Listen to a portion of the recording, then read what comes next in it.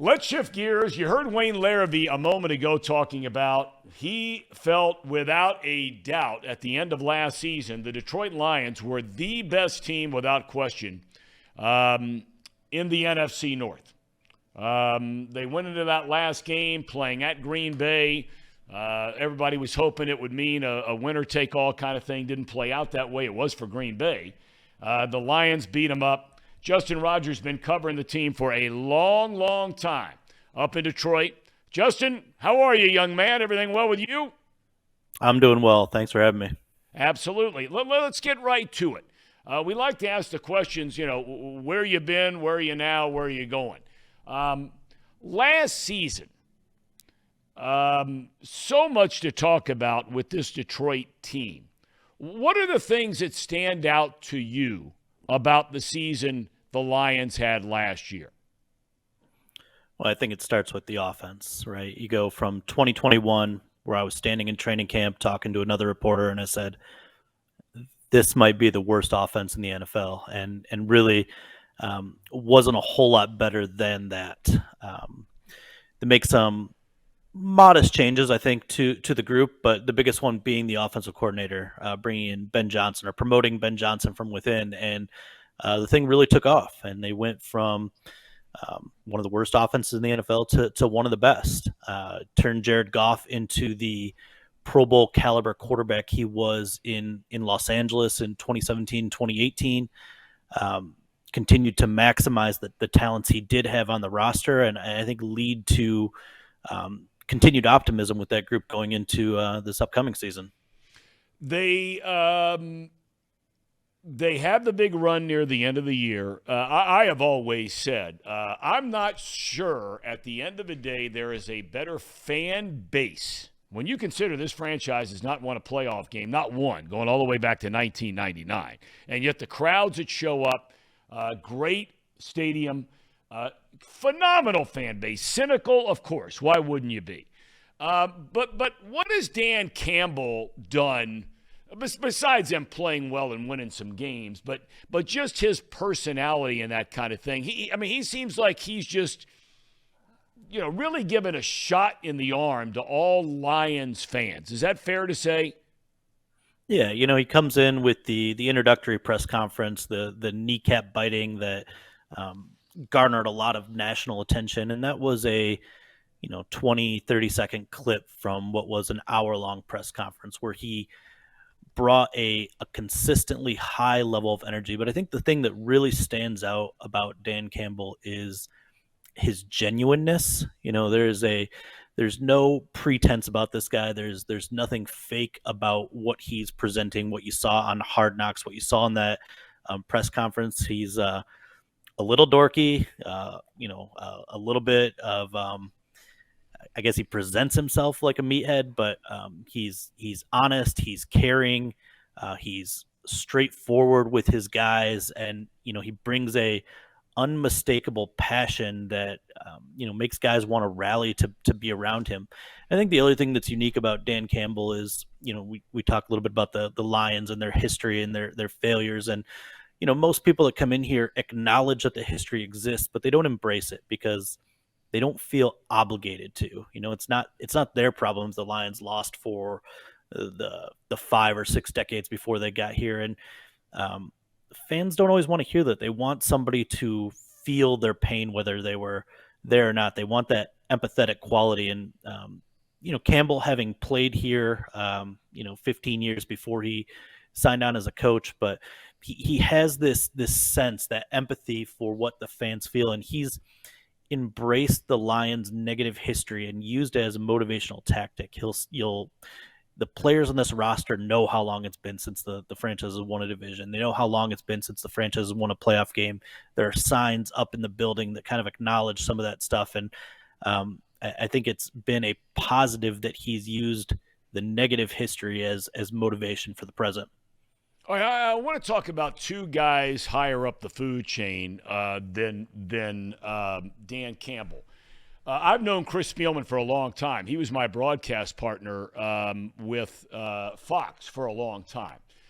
you get that grin on your face. I mean, you start talking about Chris Spielman. I mean, hey, look, you knew him as a player and all the rest of that kind of stuff. Look, he may not be directly responsible for all of the good things that are going on, but you talk about a guy that understands that history of the Lions, because he was a great player right in the middle of all of it. And when the owner brings him in to sort of start, helping decide who's going to be the coach, helping decide who's going to be the general manager, does Spielman get any credit for this whole kind of thing? Because he was brought in before those other guys were brought in. Yeah, you know Chris obviously very well, and he's not shy. He's never been shy, but in this current role, he's very much made sure that he's a background figure. He doesn't want the glamour or the praise. He's just trying to do the job of a humble servant, as he puts it.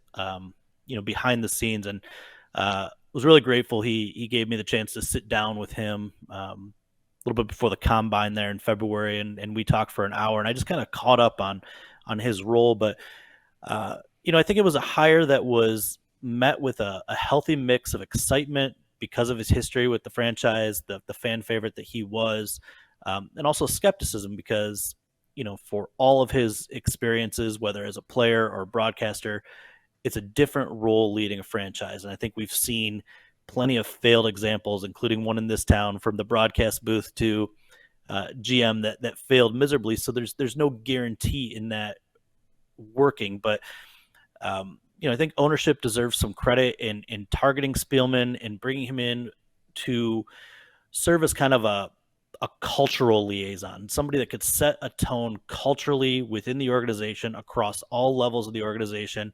And his vast depth of knowledge that he gained from just talking to all the people in football that you guys do before every broadcast every week, and building this depth of knowledge of what successful organizations have, finding ways to apply that in the interview process that brought Dan Campbell and General Manager Brad Holmes here. I think, Spielman does deserve a lot of credit.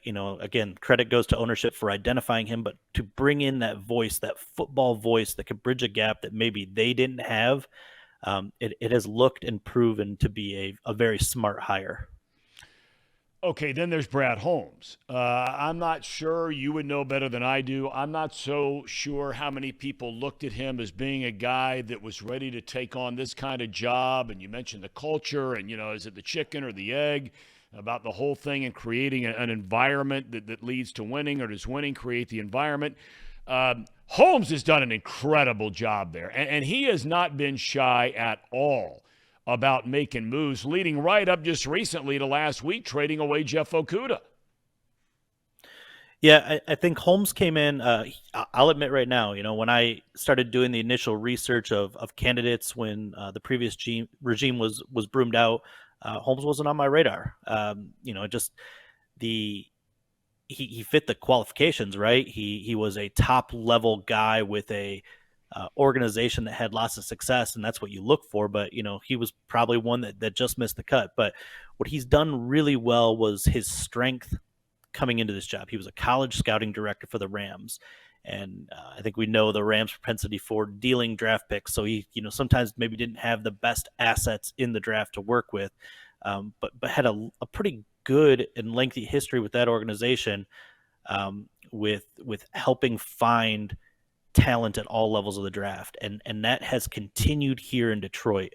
He's done very well in his first two drafts, and when you're tearing a franchise down to its foundation, to its studs, and rebuilding it up from scratch, that's where you need to have success. They were very conservative in free agency these 2 years. They didn't want to tie up a lot of their money. It was a lot of one-year deals on high risk, maybe semi-high ceiling players, a lot of prove-it deals.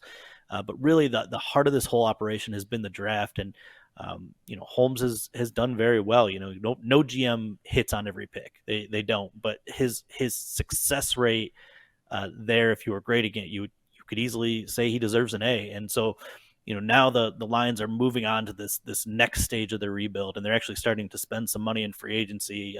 The big deal being Cam Sutton, the cornerback from Pittsburgh. They're They're spending a little bit more freely. They've got still a good amount of draft assets stemming still from that Matthew Stafford trade when Holmes first took the job. And I guess we see where it goes from here when he's asked to do a little bit wider, I guess, the aspects of the job when you expand the responsibilities beyond the draft and player acquisition to free agency. If he can hit there as well, the franchise is only going to continue to trend upward.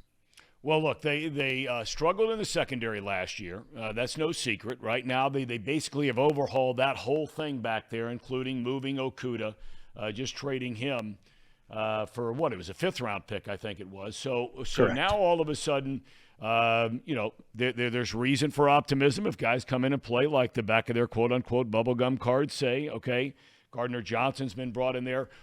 Going into the draft, well, before we get to the draft, you touched on Goff for a minute.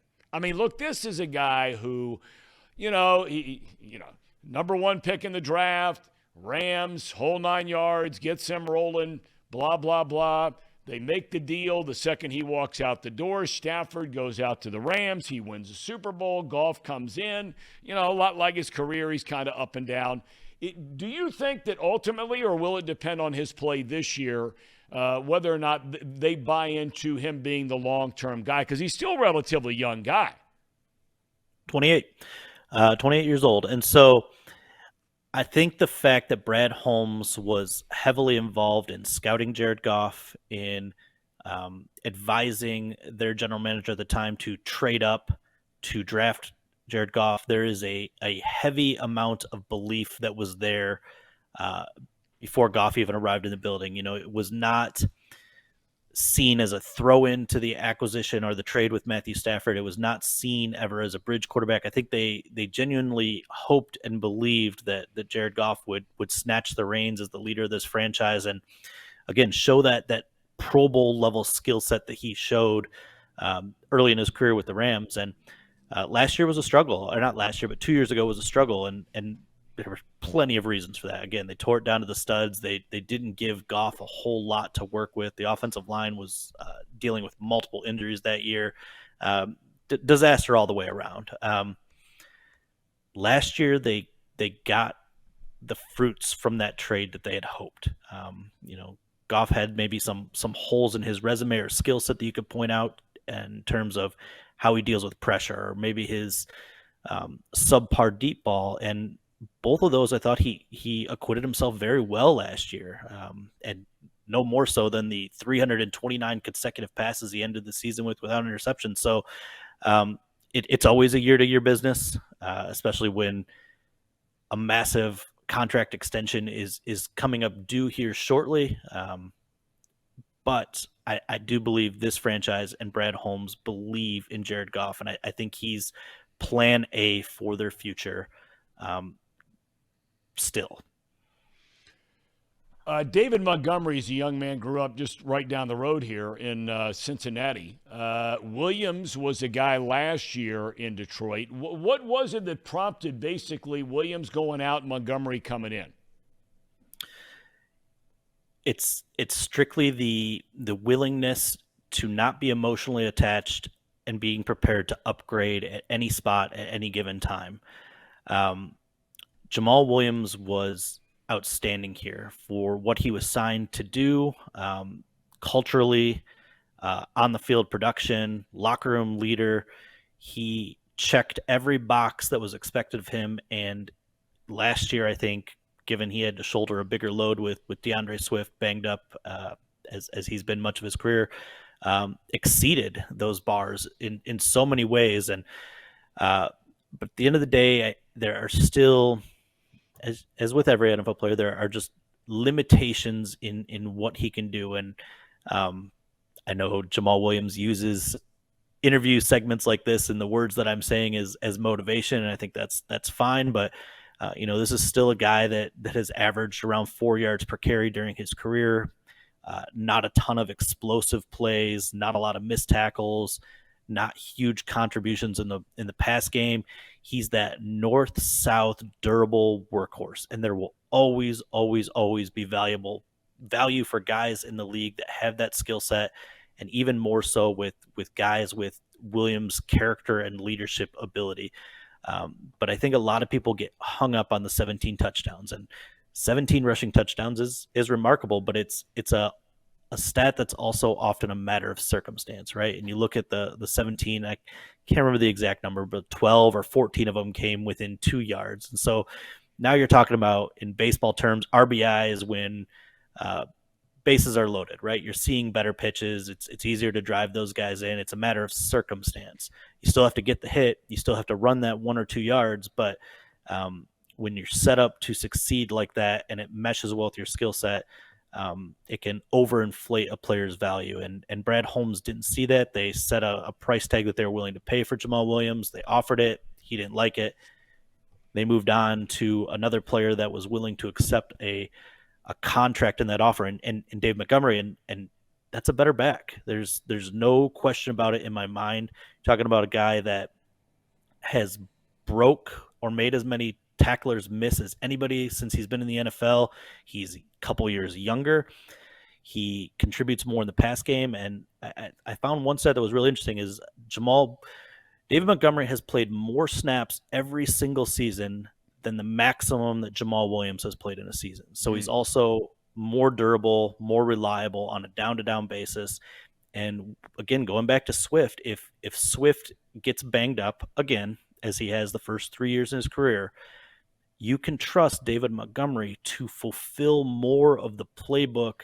You don't have to condense your playbook now because of a different style runner. And I'm not saying that David Montgomery is as explosive as DeAndre Swift, but you know that he can contribute in the pass game in ways that Jamal Williams couldn't. So you are able to keep the playbook pretty much the same as it was pre or post Swift.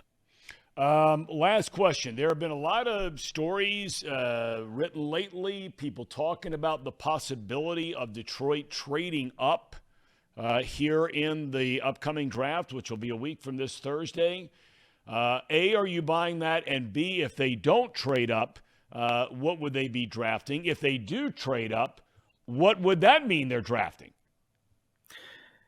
I would have said last year I wouldn't have imagined the Lions trading up in the first round, and then Brad Holmes goes out and pulls a 20 move up the board deal to land Jameson Williams. So I'm not putting anything past them. They've done a really nice job of filling all their gaps and holes, obvious holes in free agency that they do have the flexibility to kind of go out and get the best player available and use their assets. But given what we talked about earlier, that I genuinely believe that Jared Goff is their guy. If you're not trading up for a quarterback, I don't know if that's great value to be moving up from 6 to 2 or 3, particularly since there is a market for those quarterbacks up there. So now you're competing with, a force that increases the value of those picks. Mm-hmm. We've seen some of those trades to move up. So, if you're thinking about moving up for a Will Anderson, it's just probably not the best use of your resources. So I expect the Lions to hang tight at 6.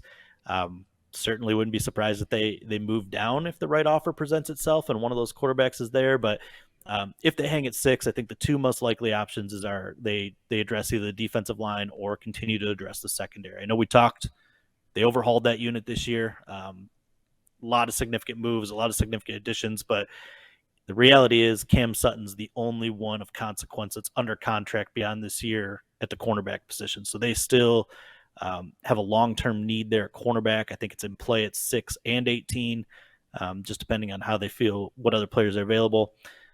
Defensive linemen obviously are you can never have enough pass rush, right? And so if by some explicable reason Will Anderson drops, that's an option. I really like Wilson from Texas Tech at that spot as well.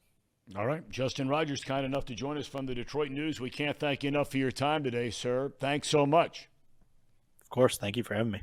All right. Justin Rogers, kind enough to join us.